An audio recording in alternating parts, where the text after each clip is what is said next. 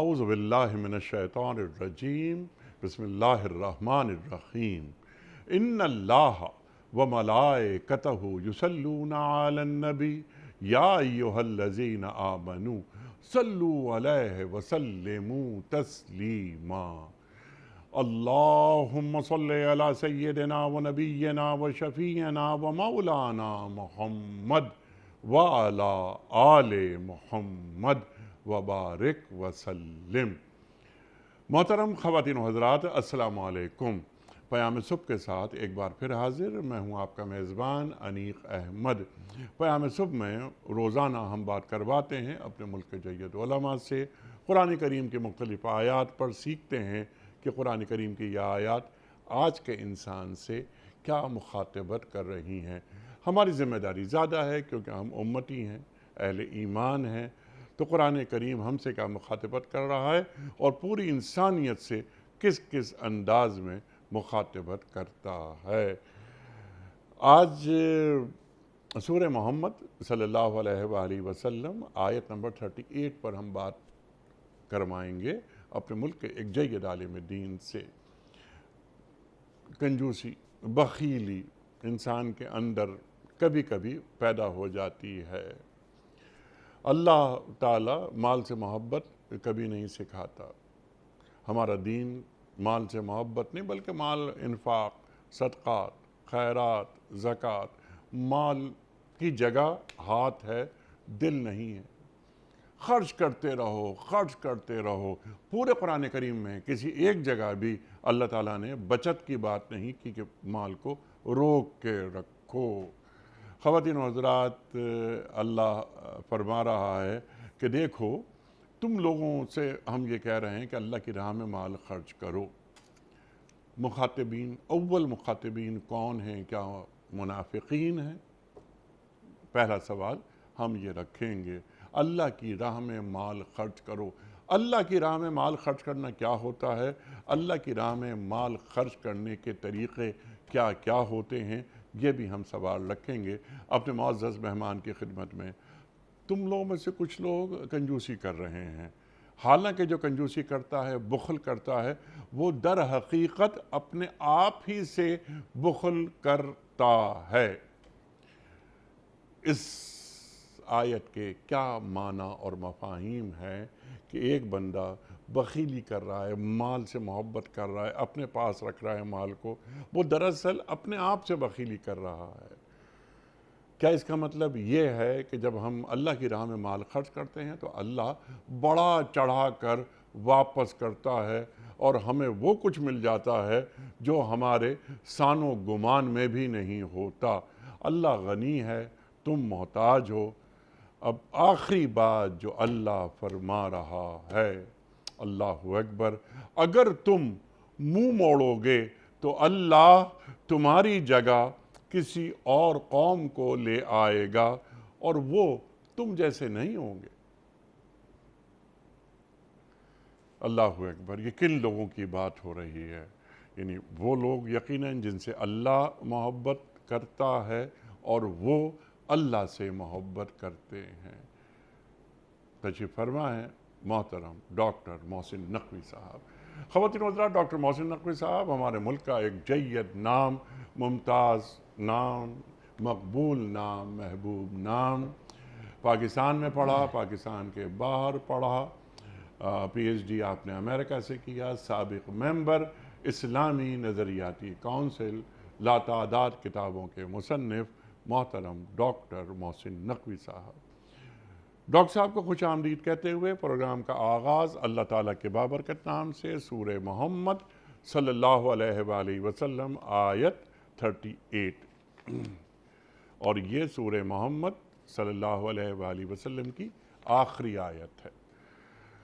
اعوذ باللہ من الشیطان الرجیم، بسم اللہ الرحمن الرحیم۔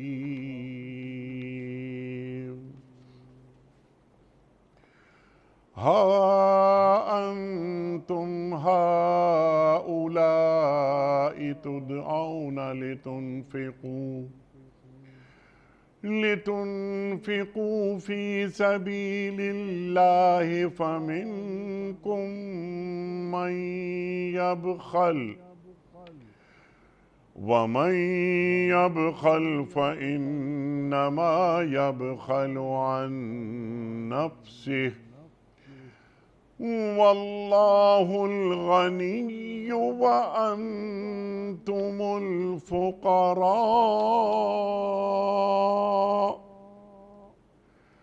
وَإِن تَتَوَلَّوْا يَسْتَبْدِلْ قَوْمًا غَيْرَكُمْ ثُمَّ لَا يَكُونُوا أَمْثَالَكُمْ وَإِن تَتَوَلَّوْا يَسْتَبْدِلْ قَوْمًا غَيْرَكُمْ ثُمَّ لَا يَكُونُوا أَمْثَالَكُمْ صدق اللہ العظیم۔ دیکھو تم لوگوں کو دعوت دی جا رہی ہے کہ اللہ کی راہ میں مال خرچ کرو، اس پر تم میں سے کچھ لوگ ہیں جو بخل کر رہے ہیں، حالانکہ جو بخل کرتا ہے وہ در حقیقت اپنے آپ ہی سے بخل کر رہا ہے۔ اللہ تو غنی ہے، تم ہی اس کے محتاج ہو، اور اگر تم منہ موڑو گے تو اللہ تمہاری جگہ کسی اور قوم کو لے آئے گا اور وہ تم جیسے نہیں ہوں گے۔ خواتین و حضرات، حضرت ڈاکٹر صاحب کی خدمت میں اس سے پہلے کہ ہم آج کے پروگرام کے حوالے سے پہلا سوال رکھیں، کل کے پوچھے گئے سوال کا درست جواب اور آج کا سوال آپ کی خدمت میں۔ کل کا سوال ہمارا یہ تھا کہ حبشہ کی طرف پہلی ہجرت کے وقت مسلمانوں کے امیر کون تھے؟ درست جواب امیر المومنین حضرت عثمان غنی رضی اللہ تعالی عنہ۔ آج کا سوال نوٹ فرما لیجئے، سورہ اسراء کس سورت کا دوسرا نام ہے؟ سورہ اسراء کس سورت کا دوسرا نام ہے؟ سورہ بنی اسرائیل کا، سورہ نساء کا، یا سورہ نحل کا؟ جو درست جواب آپ سمجھتے ہوں روانہ فرمائیے۔ ہمارے فون نمبرز ہیں 0092213452709۔ ہمارا دوسرا فون نمبر ہے 009221343000980۔ ہمارا ای میل ایڈریس ps@dunyatv.tv۔ ہمارا واٹس ایپ کا نمبر ہے 009232182509194۔ حضرت ڈاکٹر صاحب ارشاد فرمائیے، اول مخاطبین کون ہیں جو اللہ کی راہ میں مال خرچ کرتے ہوئے بخل کا اظہار کرتے تھے؟ کیا اشارہ منافقین کی جانب ہے؟ بسم اللہ الرحمن الرحیم۔ ان آیات کو بھی اگر کانٹیکس میں رکھیں، اس کا جو وقوع ہے ان آیات کا، اس میں ہم دیکھتے ہیں کہ اللہ کی راہ میں سبیل الہی میں خرچ کرنے والوں کا اور نہ خرچ کرنے والوں کا ذکر ہو رہا ہے، اور بتایا جا رہا ہے کہ جو لوگ اللہ کی راہ میں خرچ کرتے ہیں وہ ہمیشہ اپنا پھل پاتے ہیں اور کرتے ہیں۔ اور اس مضمون کی قرآن مجید میں اور مختلف آیات موجود ہیں کہ جہاں بخل سے منع کیا گیا ہے، اور آپ نے جیسا انٹرو میں فرمایا کہ اللہ تبارک تعالیٰ نے کہیں بھی مال کو جمع رکھنے اور کھینچنے کا وہ حکم نہیں دیا، بلکہ انفاق کا اور خیرات کا اور صدقات کا، اس سب کا حکم دیا ہے، زکوٰۃ کا حکم دیا ہے۔ بنیادی طور کے اوپر یہ آیہ مبارکہ اپنے کنٹیکس میں منافقین سے ہی متعلق ہے، یا اس کے ساتھ ساتھ اس میں وہ لوگ بھی داخل ہیں کہ ایک بڑا طبقہ وہ تھا کہ مدینہ میں یہود کے ساتھ تجارت میں وہ ملوث تھا، تجارت کرتے تھے، ان کے ساتھ پیسہ لگایا ہوا تھا، کام کرتے تھے ان کے ساتھ۔ تو ان کو یہ ہمیشہ ڈر رہتا تھا کہ اگر ہم نے کسی ایسی چیز میں پیسہ لگایا کہ جو یہودیوں کے مفادات کے برخلاف ہو، تو تو یہ ہم سے ناطہ توڑ لیں گے اور ہم اس میں معاشی مشکلات میں پڑ جائیں گے. جیسے آج بھی بہت سارے اس قسم کے موجود ہیں کہ جو یہود سے اس لیے نہیں رابطہ توڑنا چاہتے کہ ان کے جو مفادات ہیں معاشی اور سیاسی وہ ان سے وابستہ ہیں. تو زمانے میں تھے جب وہ ایمان تو لے آئے لیکن یہ کہ ان کے جو وہ معاشی حالات تھے اس کی وجہ سے اچھا پھر اس کے ساتھ یہ کہ جیسا قرآن مجید فرماتا ہے کہ الشیطان یعدکم الفقر، کہ شیطان تمہیں ڈراتا ہے، تم سے کرتا ہے کہ تم فقر میں مبتلا ہو جاؤ گے. تو فی سبیل اللہ کی جو اصطلاح ہے وہ عمومی طور پہ تو قرآن مجید میں جہاد کے لیے آئی ہے، لیکن یہ کہ اس میں اللہ ہر وہ مد جس میں اللہ تبارک و تعالیٰ نے خرچ کرنے کا حکم دیا ہے ساری وہ چیزیں جو ہیں وہ شامل ہیں، چاہے وہ حقوق الہی سے متعلق ہوں اور چاہے وہ حقوق الناس سے متعلق ہوں. تو ان سب میں یہ فی سبیل اللہ جو ہے قیمت اتنی بڑی ہے کہ وہ ان سب چیزوں میں شامل ہے. تو منافقین کے ساتھ مسئلہ تھا وہی کہ جو شیطان دل میں ڈالتا ہے کہ تمہارے پاس 100 روپے ہیں، اگر اس میں سے 25 روپے 30 روپے دوسرے کو دے دو گے تو تمہارے پاس تو کم بچیں گے. اب جب تمہارے پاس کم بچیں گے تو تم مشکل میں آ جاؤ گے.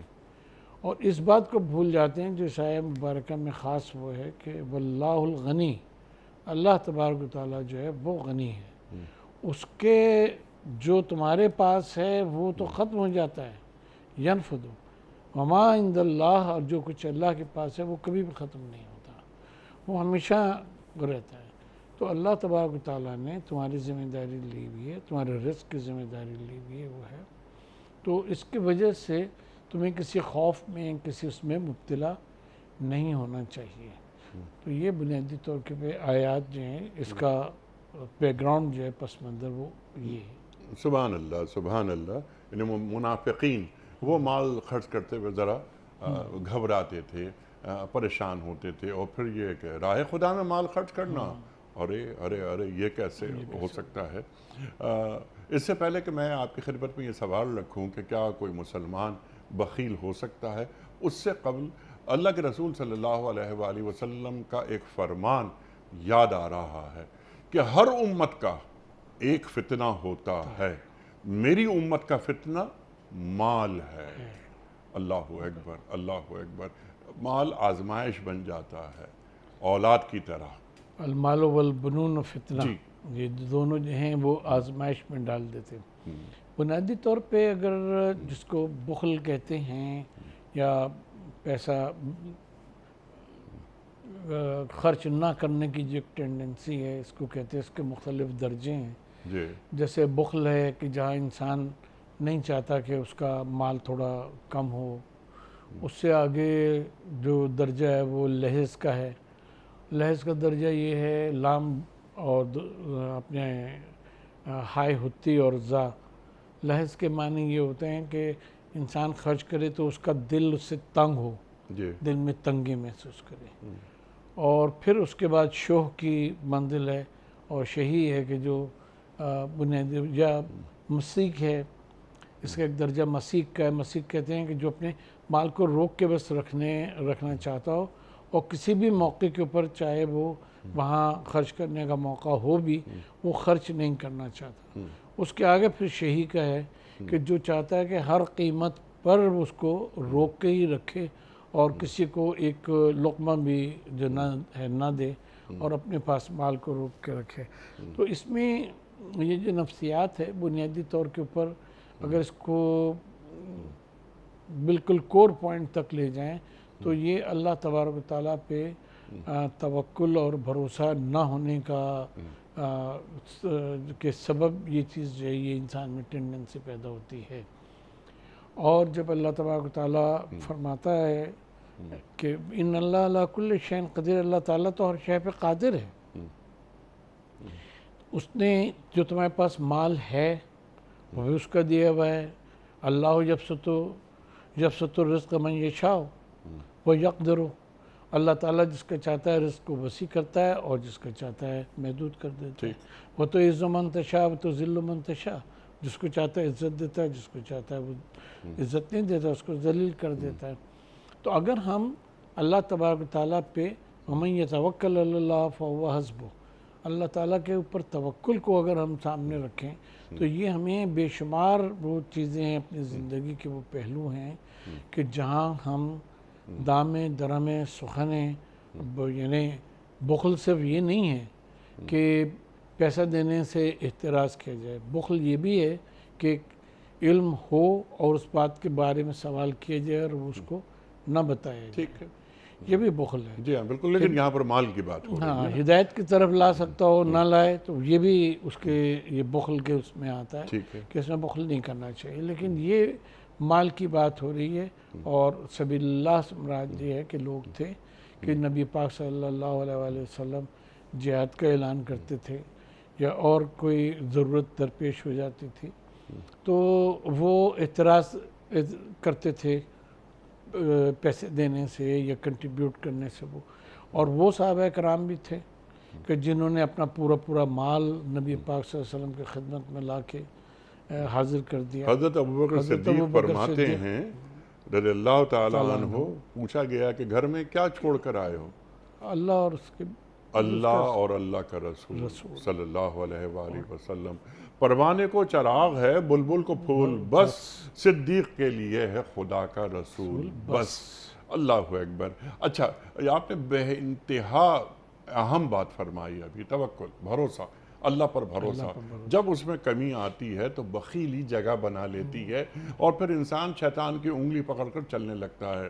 جس طرح آپ نے بات فرمائی نا، پھر شیطان ڈراوے دیتا ہے، ارے یہ کیا ہوگا، تم غریب ہو جاؤ گے، مفلس ہو جاؤ گے، مال کم ہو جائے گا. حالانکہ اس سے مال بڑھتا ہے، اس پر بھی ہم آپ سے بات کروائیں گے. لیکن یہ سمجھا دیجئے آپ ہمیں، جو آپ نے توکل کی بات کی، اللہ پر بھروسے کی بات کی، جو مال ہمارے پاس آتا ہے وہ بھی اللہ ہی بھیجتا ہے نا. اور کیا ہم اس مال کے مالک ہوتے ہیں یا امین؟ ارشاد. یہ جو آپ نے آخری الفاظ ادا فرمائے، اس میں اگر صرف ہم اس کو مد نظر رکھیں کہ اگر ہم مالک ہوتے تو اللہ ہم سے نعوذ باللہ اللہ ہم سے درخواست تو کر سکتا تھا کہ بھئی تم خرچ کرو. اللہ تعالیٰ ہمیں خرچ کا حکم نہیں دے سکتا تھا. خرچ کا حکم اسی لیے دیتا ہے کہ تم امین ہو. اب جہاں جہاں میں کہوں گا وہاں تمہیں یہ امانت پہنچاتے رہنا سبحان اللہ، ہے. سبحان اللہ. اور ہر جگہ جہاں بھی یہ اس ترکیب آئی ہے تو وہ یہ ہے کہ اللہ تبارک و تعالیٰ جو ہے وہ مما رزقناہم ینفقون، رزق کو اللہ تبارک و تعالیٰ نے اپنی طرف مضاف کیا، جو کچھ ہم نے دیا ہے. اور ہم تم سے پورا نہیں مانگ رہے، پورا نہیں مانگ رہے، ہمیشہ من اور ما کے الفاظ ہیں، اور من ہوتے ہی تمییز کے لیے عربی میں، یعنی اس کا کچھ حصہ. اب جتنی دین کو، دین کی کمیونٹی کو، اچھا ہم لوگ یہ سمجھتے ہیں شاید بیشتر کا کہ دین کے کام یہ ہے کہ کسی کی کوئی دینی کتاب چھپنی ہے وہ چھپوا دی، اس میں کوئی مالی معاونت کر دی، ٹھیک ہے، کوئی مسجد کا گنبد جو ہے وہ کوئی ٹوٹ پھوٹ کا شکار ہو رہا ہے اس میں لگا دیا. دین کی پہلی اعانت یہ ہے کہ جو اہل دین ہیں ان کو مضبوط کیا جائے. کیا بات ہے، واہ واہ واہ. ان کو مضبوط کیا جائے، کیونکہ فقر ایسی چیز یہ ہے کہ وہ کبھی کبھی کفر کی طرف لے جاتا ہے. اور یہ ہم نے دنیا میں دیکھا، جس وقت یہ بر صغیر میں یا افریقہ میں ہم تاریخ پڑھتے ہیں، جو عیسائی مشنری آئے تو انہوں نے ٹارگٹ کیا اس طبقے کو کہ جس کے پاس کچھ نہیں تھا، مفلس طبقے کو، ان کو انہوں نے دینا شروع کیا اور وہ اپنا انہوں نے مذہب جو ہے وہ تبدیل کر لیا اور وہ مسلمان سے عیسائی ہو گئے.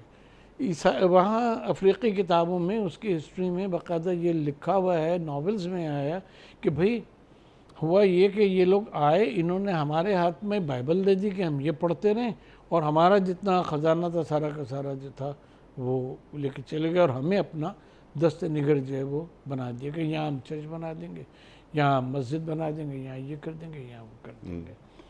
تو بنیادی طور پہ جب کمیونٹی مضبوط ہوتی ہے، یہ جو مؤلفۃ القلوب کی شرط رکھی گئی ہے، ایک شق رکھی گئی ہے قرآن مجید میں زکوٰۃ کے اموال میں، تو اس کے پہلے مخاطب جو ہیں اور پہلے ڈیزرونگ وہ تو خود مسلمان ہیں، کہ جنہیں ہمیں معاشی طور کے اوپر مضبوط کرنا ہے تاکہ وہ کسی دوسری طرف مائل نہ ہوں اور ان کی تالیف قلب رہے، یتیموں کو دینا ہے، مسکینوں کو دینا ہے، یہ سب کرنا ہے۔ تو اللہ تبارک و تعالیٰ کے اوپر توکل کے معنی یہ ہیں وَمَن يَتَوَكَّلْ عَلَى اللَّهِ فَهُوَ حَسْبُهُ، وہ اللہ تعالیٰ اس کے لیے کافی ہو جاتا ہے جو توکل کرتا ہے۔ اور یہاں پہ نبی پاک صلی اللہ علیہ وسلم کے دور کا وہ واقعہ ہے کہ ایک صحابی اپنے اونٹ پہ بیٹھ کے آئے اور نبی پاک کی خدمت میں، اور ان سے فرمایا کہ یہ بتائیے کہ میں اس کو اپنے جانور کو کھلا چھوڑ دوں اور اللہ پہ توکل کروں، یا پہلے اس کو باندھوں اور پھر اللہ پہ توکل کروں؟ تو آپ نے فرمایا کہ اس کو باندھو اور پھر اللہ پہ توکل کرو، یعنی جو ذرائع ہیں ان کو اختیار کرو اور پھر اللہ تبارک و تعالیٰ اس میں جو خیر اور برکت اور وہ ڈالے گا۔ جو برکات کا لفظ بار بار قرآن مجید میں آیا ہے، تو وہ یہ بھی ہم ناظرین کے لیے دو جملے میں عرض کر دیں کہ اصل میں یہ جو برکہ کا لفظ ہے، یہ بے رے را کاف، برکہ کے معنی ہوتے ہیں باندھ کے رکھنا، ٹھہرنے کے معنوں میں ہے۔ البرکۃ ثبوت الطیر علی الماء، برکہ کی تعریف یہ کی گئی کہ جیسے آپ چلتی ہوئی ندی کو دیکھیں نا، اس پہ پرندہ آتا ہے، وہ بیٹھ جاتا ہے، ندی نیچے چل رہی ہے اور وہ پرندہ اوپر وہاں بیٹھا ہوا ہے، اس کو کہتے ہیں برکہ، کہ زمانہ گزرتا رہے اور آپ اپنی جگہ کے اوپر جو ہیں وہ کھڑے رہیں۔ اسی صورت سے وہ پنجرہ جس میں کو باہر رکھا جاتا ہے جانوروں کو، اس کو بند کر دیا جاتا ہے، اس کو برکت السبا کہتے ہیں، یعنی جہاں وہ چیزیں ہمیشہ رہتی ہوں، جہاں ان کی پناہ گاہ ہو۔ تو جب ہم مال و اسباب اور دین کے حوالے سے اس کا برکت کا ذکر کرتے ہیں کہ اللہ تعالیٰ برکت دیتا ہے، اس کا مطلب یہ ہوتا ہے کہ وہ اللہ تبارک و تعالیٰ کی جو رحمت اور نعمت ہے وہ تمہارے پاس تادیر رہے گی جب تک کہ اللہ تبارک و تعالیٰ چاہے گا۔ برکت کا اصل مفہوم جو ہے وہ یہ ہے۔ تو توکل علی اللہ کے معنی یہ ہے کہ جب اس نے فرمایا کہ خرچ کرو، یتیم کو دو، اسیر کو دو، مسکین کو دو، اور جو تنگ دست ہے اس کی مدد کرو، اور مانگے کہ جو ہے استعمال کی چیز مانگتا ہے کوئی پڑوسی، اس کو نہیں دیتے، ان سب چیزوں کی جو مذمت آئی ہے تو ہے یہ کہ جب اللہ نے دینے کا حکم دیا ہے تو جس کے پاس امانت انسان کو رکھواتا ہے وہ اس کو کہتا ہے میں ایک صاحب کو بھیج رہا ہوں آپ کے پاس، اس کو اس میں سے 5,000 روپے دیتی ہے، اگر وہ اس کا اپنا مال ہو تو کہ میری مرضی میں دوں یا نہ دوں۔ تو اللہ تبارک و تعالیٰ نے ہمارے پاس یہ چیزیں امانت رکھوائی ہیں، ٹھیک ہے، اور وہ اپنی اس کو انگلش میں جیسا کہتے ہیں ریپلینش کرتا رہتا ہے۔ اللہ تعالیٰ، ہمارے استاد کہا کرتے تھے، اللہ تعالیٰ اسی برتن کو بھرتا ہے کہ جو خالی ہوتا رہے، سبحان اللہ، سبحان بھرے ہوئے برتن میں کون اوپر سے چائے یا پانی ڈالتا ہے؟ سبحان اللہ۔ تم اس کو خالی کرتے رہو، اللہ تبارک و تعالیٰ کا وعدہ ہے وہ اس کو بھرتا رہے گا۔ تو جب یہ تصور انسان کے ذہن میں ہو تو بخل تو اس میں آ ہی نہیں سکتا کہ وہ کسی قسم کا بخل کرے۔ اور ظاہر ہے کہ یہ جو اس میں آیہ مبارکہ میں جو زیر مطالعہ ہے، اس میں جو یہ کہا گیا کہ اگر تم بخل کرتے ہو تو یہ تم اپنے نفس سے بخل کرتے ہو۔ ٹھیک ہے، اس میں بھی ہم بات کروائیں گے آپ سے، لیکن اس سے قبل جو آپ بات فرما رہے ہیں، اس میں ایک تصور، پتہ نہیں کہاں سے یہ تصور آ گیا ہمارے ذہنوں میں کہ ہم زکوٰۃ دے دیتے ہیں، کافی ہے، ہم نے انفاق کر لیا، کیونکہ زکوٰۃ تو دینی ہی دینی ہے، وہ تو فرائض میں شامل ہے، لیکن اس کے علاوہ ہمیں مال خرچ کرنا ہے خدائی کنبے پر، الخلق و عیال اللہ، انسان کی نگہداشت کے لیے مال خرچ کرنا ہے۔ تو ذرا اس کو آپ زکوٰۃ کے علاوہ جو ہم دیتے ہیں، انفاق ہے، صدقات ہے، خیرات ہے، جو نظر مانتے ہیں وہ بھی ہم دیتے ہیں، اسے پورا کرتے ہیں تاکہ انسان کا بھلا ہو جائے۔ ارشاد۔ نظر کی وضاحت ہم یہ کر دیں کہ نظر کے معنی ہی علیحدہ کرنے کے ہیں چیز جی کو. جو اللہ کے نام پر جو چیز علیحدہ کر دی جائے تو وہ نظر ہے. اللہ کے نام کے اوپر علیحدہ کر دی جائے. دیکھیں اگر قرآن مجید میں جیسے کبھی ہم عرض کرتے ہیں اپنی معمولی سمجھ کے مطابق کہ قرآن مجید نے جہاں جو لفظ رکھ دی ہے اللہ تبارک تعالیٰ نے جی وہ اس کو اپنی جگہ سے ہٹایا نہیں جا سکتا, نہ اس کو کوئی متبادل لایا جا سکتا ہے. ٹھیک ہے, جو جس طرح سے جو ترکیب اللہ تبارک تعالیٰ نے استعمال کر لی بس اس کو سمجھنے کی کوشش کرنا چاہیے. اگر زکوٰۃ میں ہی تمام انفاق اور صدقات اور یہ سب ہوتے شامل تو پھر ان کا علیحدہ سے ذکر نہیں کیا جاتا. جی ہاں یہ ہم سب جانتے ہیں کہ تکرار جو ہے کلام کی وہ پسندیدہ عمل نہیں ہے کہ ایک بات کو بار بار کہا جائے جبکہ اس کی ضرورت نہ ہو. اگر زکوٰۃ کی اصطلاح وہ فریضہ واجبہ جو سال میں ایک مرتبہ واجب ہوتی ہے اس کے علاوہ اور کوئی دوسری چیز نہیں ہوتی, اسی میں یہ صدقات وغیرہ شامل ہوتے تو کوئی دوسری چیز کا ذکر نہ کیا جاتا. اور عربی میں یہ جو ما ہے اس کو کہتے ہیں ماء موصولہ. ماء موصولہ کے معنی یہ ہے کہ جو کچھ اپنی ذات کے سوا جو کچھ ہے وہ سب ماء میں شامل ہے. ٹھیک, جو غیر ذوی العقول ہیں چیزیں وہ سب ماء میں داخل ہیں. ٹھیک ہے, ما فی السماوات و ما فی الارض, وہاں من نہیں آیا, جہاں من آیا وہاں لوگ مراد ہوتے ہیں ہمیشہ. اللہ تبارک تعالیٰ نے انفاق کا جو حکم دیا ہے مما رزقناہم, مادی چیزوں میں جو کچھ ہم نے تم کو دیا ہے اس میں سے انفاق کرتے ہیں.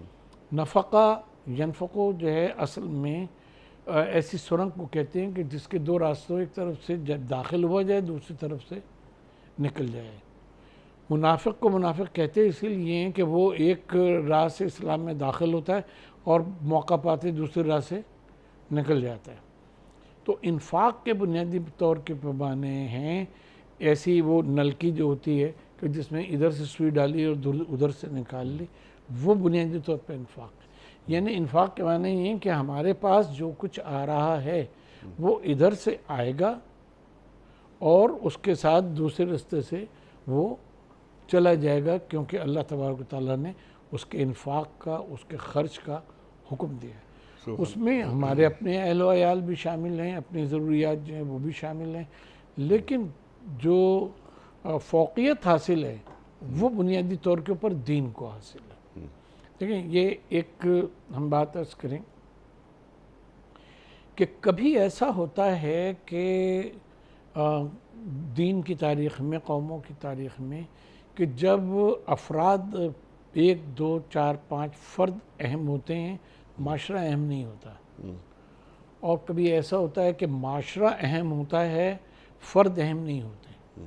جو جہاد کا حکم ہے وہ ہمیں یہ بتاتا ہے کہ جب یعنی اسلامی معاشرے پر امت پہ کوئی وقت پڑے تو اس میں افراد کی اہمیت نہیں ہے, اس میں رسول اللہ صلی اللہ علیہ وسلم بھی وہ تلوار لے کر اور میدان جہاد میں جائیں گے, وہاں سے وہ کریں گے چاہے ان کے دہنے مبارک کے اوپر پتھر ہی کیوں نہ پڑے. وہ طائف میں جائیں گے چاہے پتھر ہی کیوں نہ کھائیں. وہ شہید ہوں گے چاہے ان میں سید الشہداء امیر حمزہ ہوں یا اور جو شہداء ہیں جو احد کے, بدر کے اور دیگر اس کے, ان پہ ہماری جانیں قربان. تو کیونکہ وہاں معاشرہ اہم ہے, جو بیضۂ اسلام ہے, ملت ہے, وہ اہم ہے, وہاں پر افراد کی وہ نہیں رہتی. اور کہیں ایسا ہوتا ہے کہ جہاں افراد جو ہیں وہ اہم ہو جاتے ہیں پھر ان کو حکم دیا جاتا ہے کہ تم اپنے آپ کو بچاؤ تاکہ یہ امت جو ہے وہ چلتی رہے. جیسے بدر کے موقع کے اوپر, جنگ بدر میں نبی پاک صلی اللہ علیہ وآلہ وسلم کا مشہور واقعہ ہے کہ آپ سجدے میں تشریف لے گئے اور آپ نے فرمایا کہ اگر یہ لوگ جو آج میرے ساتھ ہیں اگر یہ نہ رہے تو پھر روئے زمین پہ کلمہ توحید گویا پڑھنے والا نہ رہے گا. وہ کما قال علیہ الصلوۃ والسلام. تو یہ کہ وہاں وہ امپورٹنٹ لوگ تھے, اس میں لوگ شہید بھی ہوئے. تو اب ان کی جو اہمیت ہے وہ باقی شہداء سے کیوں بڑی ہے؟ ہم یہ دیکھتے ہیں تاریخ میں خلفائے راشدین رضوان اللہ علیہم اجمعین کہ وہ شرکائے بدر اور شہدائے بدر کو بہت اہمیت دیتے تھے، ان کے وظیفے بھی زیادہ تھے وہ، کیونکہ وہ 313 انہوں نے جو استقامت دکھائی اور اپنی جان کو بچانے میں گویا بخل نہیں کیا،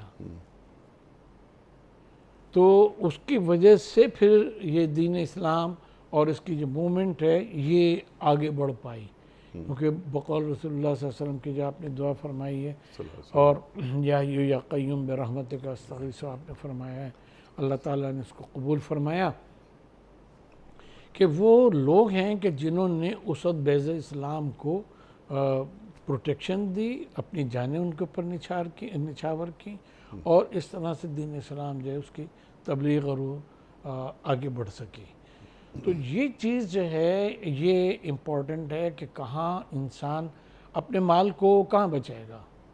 اگر دین کے لیے ضرورت ہے، معاشرے کے لیے ضرورت ہے، تو جب جان کی قربانی اہمیت نہیں رکھتی تو مال کی قربانی کیا اہمیت رکھے گی؟ یسألونک ماذا ينفقون قل العفو، جو کچھ ہے وہ خرچ کر دو اگر اس کا یہ موقع ہے۔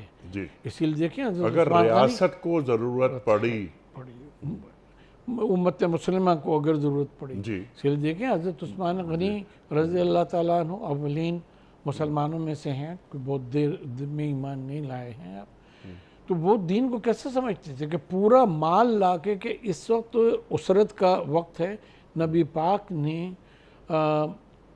دین کے خاطر مدد طلب کی ہے تو سب کا سب مال لا کے آپ کے قدموں میں ڈھیر کر دیا۔ مسلمانوں کو ضرورت تھی، کنواں خرید کے مسلمانوں کے نام وقف کر دیا۔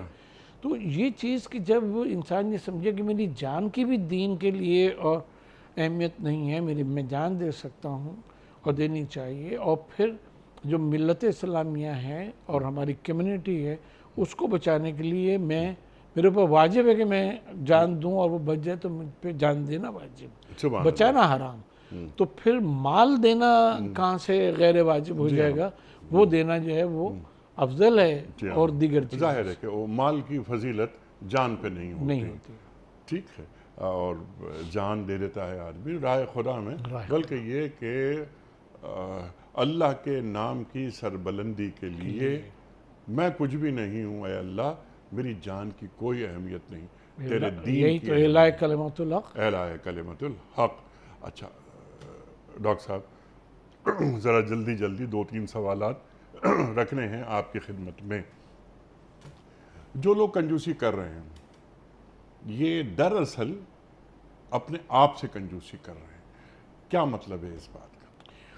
تو اس کے دو معنی ہیں، ایک تو ہم خاص اگر اس آیہ مبارکہ کے اس میں رکھیں تو اگر جہاد کے وقت جو افواج ہیں ہماری مسلمان جو جہاد کے اوپر جا رہی ہیں نبی پاک صلی اللہ علیہ وسلم کے دور میں یا ان کے بعد خلفائے راشدین کے دور میں اور دیگر اس میں کہ جو بیض اسلام کی حفاظت کے لیے امام زین العابدین علیہ السلام کی دعا ہے صحیفہ سجادیہ میں، بنو امیہ کا دور ہے، واقع کربلا ہو چکا، ٹھیک ہے، آپ کے جو اعزہ تھے وہ شہید کی جا چکے، اور امام زین العابدین علیہ السلام اس لشکر کے لیے دعا کر رہے ہیں، ان لشکروں کے لیے دعا فرما رہے ہیں کہ پروردگار ان کو کامیاب و کامران کرنا جو اس وقت سرحدوں کے اوپر لڑ رہے ہیں، سبحان اللہ، اس لیے کہ حکومت کس کی ہے یہ امپورٹنٹ نہیں ہے، بات یہ ہے کہ وہ لشکر اسلام کے پھیلاؤ کے لیے، اسلام کو بچانے کے لیے،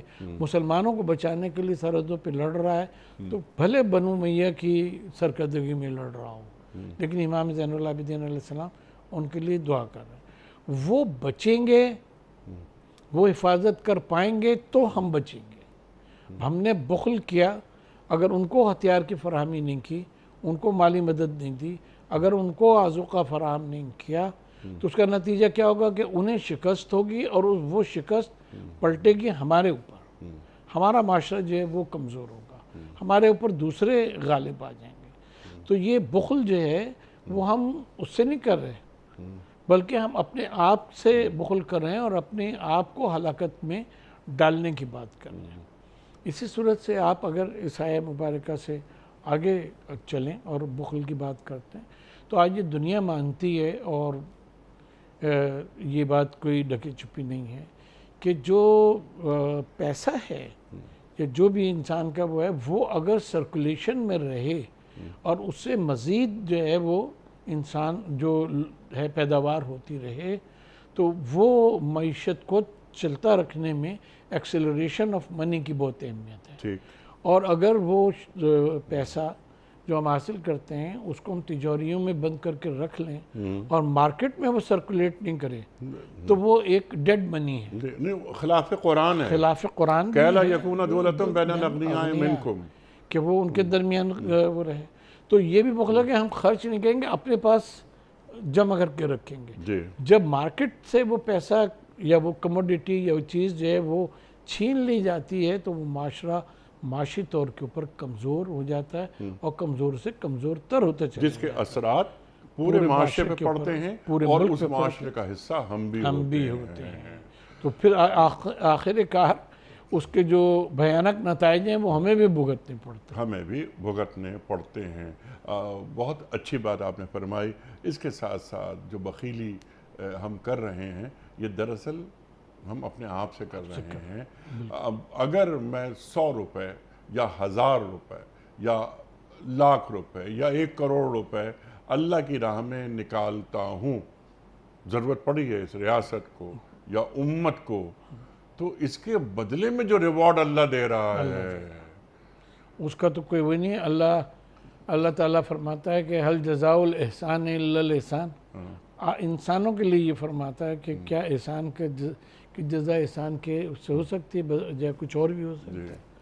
تو اللہ تبارک و تعالیٰ کی راہ میں جو کرتا ہے کچھ، تو اللہ تعالیٰ تو اس کو اضافہ مضاف کر کے دیتا ہے، بڑھا کے آپ سوچ بھی نہیں سکتا انسان کہ وہ کتنا زیادہ اس کے اوپر کرے گا۔ اللہ اس کا ریوارڈ دے گا یہاں بھی اور آخرت میں بھی۔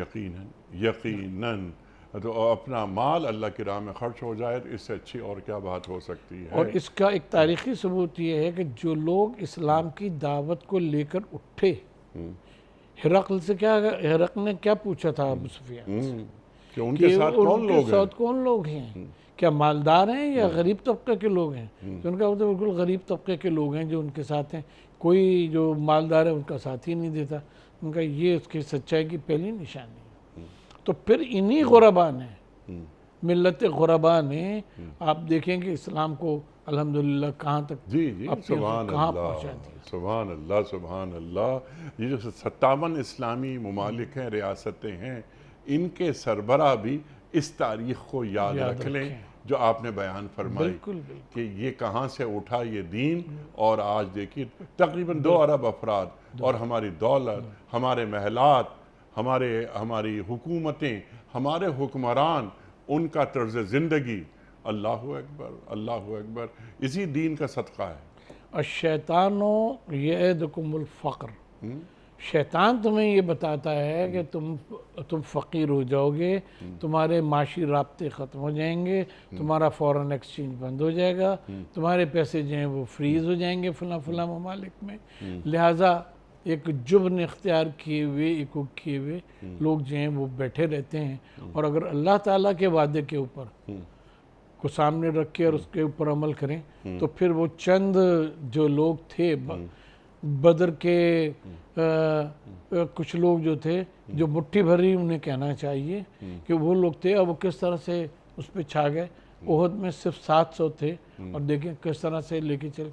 جنگ اسرا میں آپ دیکھیں نا، غزوہ موتا میں اور تبوک میں کیا حال تھا مسلمانوں کا، لیکن یہ کہ مدد الہی جس طرح سے آئی ہے، جی ہاں، لیکن وہ مدد الہی، وہ نصرت الہی، اس کا مستحق بننا پڑتا ہے۔ وہی تو عرض کر رہے ہیں، اس کے لیے قیادتوں کا بھی ایک کردار ضروری ہوتا ہے۔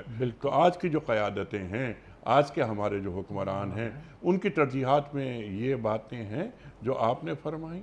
یہی تو ہم عرض کر رہے ہیں، اگر یہ ہوں اور شیطان جو ان کو فقر کا، چاہے وہ سیاسی فقر ہو، چاہے معاشی فقر ہو، چاہے پاور کا فقر ہو، اس سے جو ڈراتا ہے، اس کو ہٹا کے اللہ تبارک و تعالیٰ کے اوپر بھروسہ رکھیں جی اور کہیں حسبنا اللہ و نعم الوکیل، تو وہ ہر چیز کے لیے کافی بھی ہو جائے گا، اور آپ کو کسی چیز کی تنگی نہیں ہوگی، کسی چیز کی آپ کو کمی نہیں ہوگی. وَلَا آپ اللہ کے تَهِنُوا وَلَا تَحْزَنُوا وَأَنْتُمُ الْأَعْلَوْنَ إِن كُنْتُم مُؤْمِنِينَ. بالکل ضرورت نہیں ہے پریشان ہونے کی، غمگین ہونے کی، کلمۃ اللہ تم ہی ہی العلیہ، کامیاب ہوگے. کلمۃ اللہ ہی العلیہ، جی ہمیشہ اللہ کا کلمہ جو ہے وہ وہی غالب غالب رہتا ہے. ہوتا ہے. لَأَغْلِبَنَّ أَنَا وَرُسُلِي، غالب ہو کر رہیں گے میں اور میرے رسول، اللہ فرما رہا ہے قرآن کریم میں.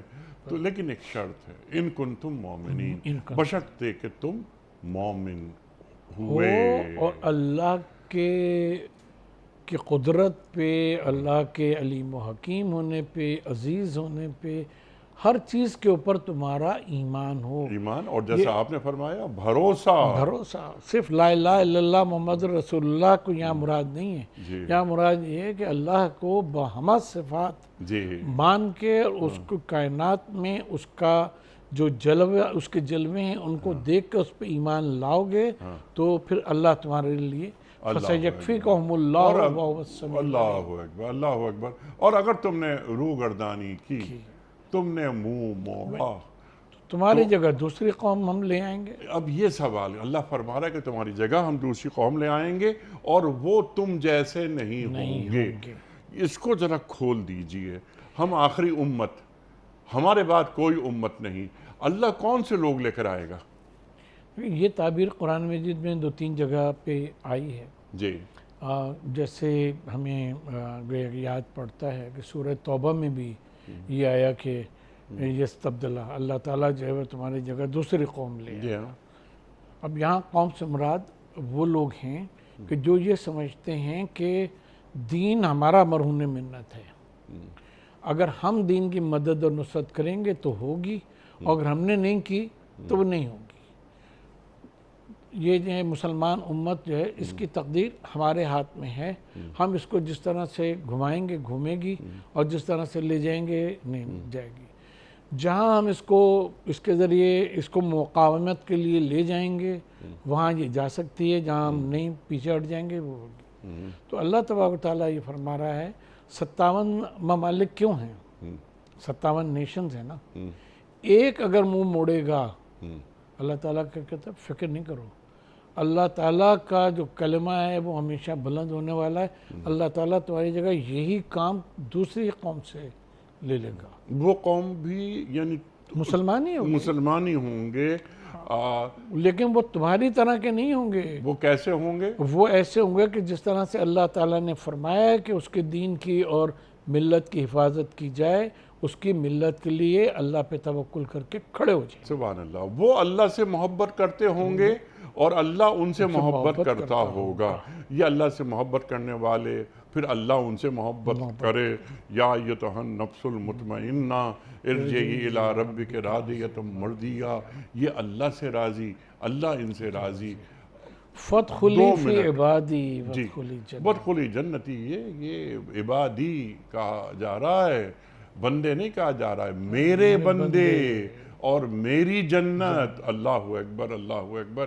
کیا لہجہ ہے اللہ تعالیٰ کا. سبحان اللہ، سبحان اللہ. ذات الہی کی جنت سے بڑی کون سی چیز. اللہ اکبر. آؤ میرے بندوں میں داخل ہو جاؤ. جب یہ میں لگ جاتا ہے یہ بیٹا ہے، لیکن جب میں کہتا ہوں یہ میرا بیٹا ہے، یہ ماں ہے، یہ میری ماں ہے. آنرشپ.